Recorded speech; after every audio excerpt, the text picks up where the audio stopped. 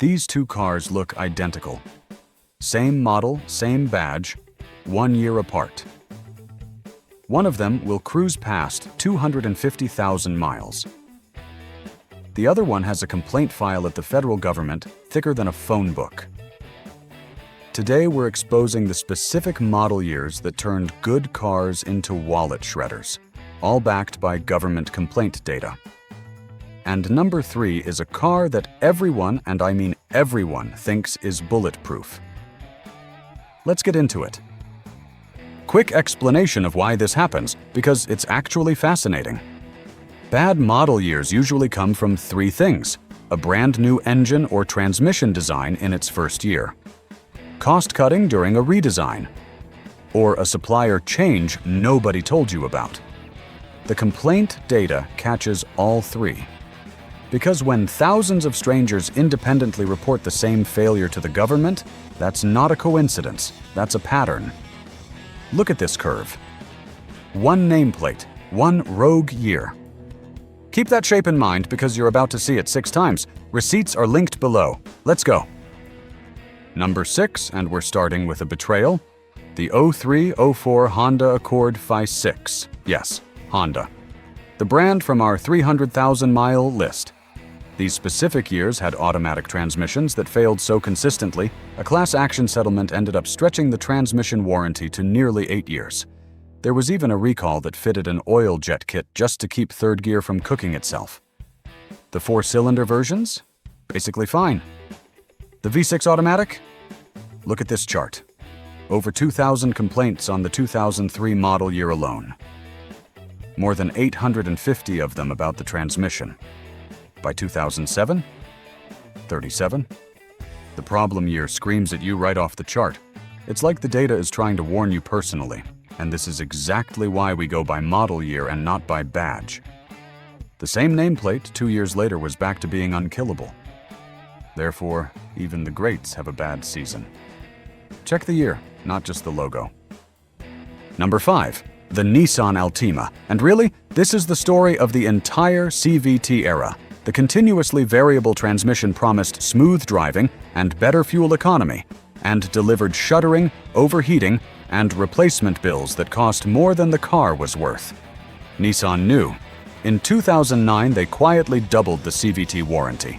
10 years, 120,000 miles, on everything through the 2010 model year. But here's where it gets properly interesting. Watch the complaint chart climb through 2011, 2012, and then 2013 happens. The redesigned Altima arrives and transmission complaints triple. Over 400 in a single model year. That one got so bad, it earned its own class action settlement. And the 2011 and 2012 cars? They fell in the gap.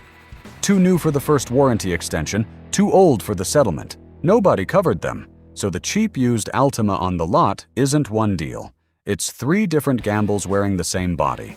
Therefore, if the deal seems generous, ask the transmission how it's feeling and check which side of the gap it's on. Number 4, the first generation Chevy Cruze, roughly 2011 to 2014. GM's big compact car comeback, and the complaint file reads like a greatest hits album. Coolant leaks, turbo issues, electrical gremlins, water pump failures.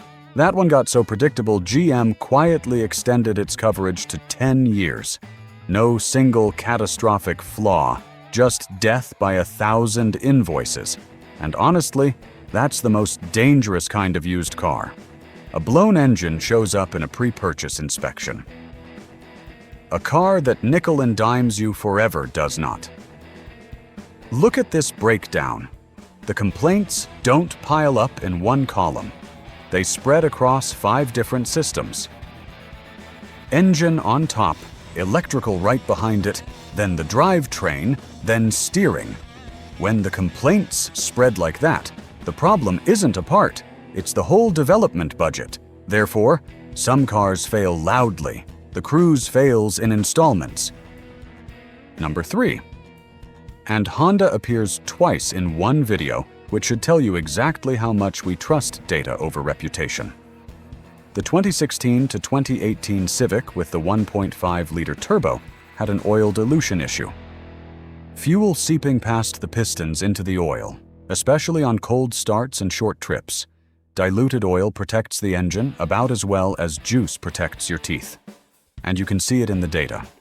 Engine complaints more than triple across these years. Honda's response tells you the rest. A software fix rolled out across 21 cold weather states. And a warranty extension. 6 years, unlimited miles on the oil dilution parts for the whole country. When the fix is regional but the warranty is national, read between the lines. Now, to be fair, plenty of these cars live totally normal lives, especially in warm states with highway miles. But if you're buying one that spent its life doing 5-minute winter school runs in Minnesota, check the service history like a detective. Therefore, great car, specific flaw. Know your climate. Number 2, the 2011 to 2014 Hyundai Sonata. And if you watched our engines video, you already know where this is going. These years carry the Theta 2 engine, and this is the car where the failure pattern hit hardest. Look at this chart. The year before, 345 complaints. 2011, 3,371. That is a 10 times jump in a single model year. That's not a spike, that's a mountain range. 1,000 of those complaints are the engine alone. Recalls covering over 1 million cars, a class action settlement, and eventually, lifetime engine warranties on affected cars. Now here's the twist that makes this a Car Data Lab video and not just a hit piece. Because of the recalls, many of these Sonatas are driving around with replacement engines newer than the rest of the car. A documented engine replacement, plus that lifetime short block warranty on Ausmain, which, by the way, only counts if the free KSDS knock sensor update is installed, can make a specific used Sonata a genuinely defensible budget buy. No documentation? Run. Therefore, this is the one car on the list where the VIN check matters more than the model year itself. And number 1. I'm sorry to everyone whose personality is their Mini Cooper, but the data has spoken. Start with the famous one. The 2007 to 2010 turbo cars and the timing chain death rattle. Engine complaints jumped almost 5-fold the year that engine landed, and it took a class action settlement, a 7-year warranty on the chain, and years of repair reimbursements to clean it up. The later cars fixed the chain, but they never fixed the bills. Because here's the trap. It's sold as a cute city car, priced used like a bargain, and billed at the shop like the premium German product it secretly is. Mechanically, that's literally what it is. The repair data versus other small cars is genuinely embarrassing. Average yearly repair and maintenance, $846, against $456 for the typical subcompact. Almost double. Dead last in its class for reliability. 21st out of 21. Therefore, the Mini is the perfect final boss for this list.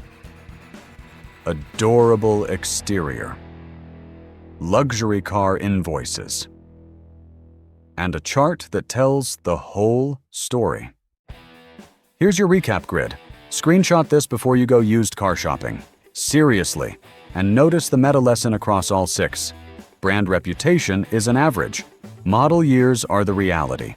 Honda showed up twice on this list and still dominates our 300,000-mile rankings because both things are true at the same time, and only the data can hold both. Next up on Car Data Lab, we flip back to the good news. 7 used SUVs under $25,000 that the data actually endorses. Family-sized, reliable, and boring in the best way possible. Subscribe so you don't miss it. And I'll see you in that one.